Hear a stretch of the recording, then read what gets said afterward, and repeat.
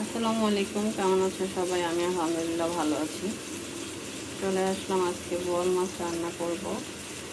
এই বোয়াল মাছগুলো কেউ খেতে চায় না, তাই এগুলো একটু ভিন্ন স্টাইলে রান্না করব।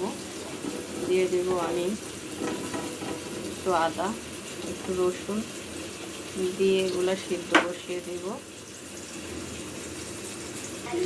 সাথে লবণ আর হলুদ দিয়ে আমি একটু সিদ্ধ বসিয়ে দিই। তারপরে হচ্ছে যে এগুলোকে, আমার মাছ সিদ্ধ করা শেষ, এবার আমি ওগুলোকে বেছে নেব। আমি সিদ্ধ করে মাছগুলো এইভাবে ছুটিয়ে নিয়েছি আলাদা করে কাটা থেকে। এখন আমি এখানে দিয়ে দেব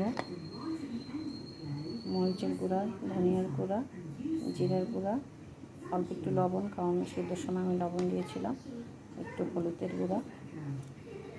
তারপরে দিয়ে দেবো আমি অল্প একটু আদা, অল্প একটু রসুন, আর দিয়ে দেব পেঁয়াজ কুচি আর কাঁচামরিচ কুচি। সাথে দিয়ে দিব একটা ডিম। তারপরে স্বাদ বাড়ানোর জন্য আমি আর একটু দিয়ে দেব ম্যাজিক মশলা। তারপরে ভালো করে মেখে নেব। আগের মাস, সেজন্য আমি একটু লেবুও দিয়ে দেব, অল্প একটু লেবু। সাথে দিয়েছি অল্প একটু চালের গুঁড়া। সব উপকরণ একসাথে মেখে নিয়েছি।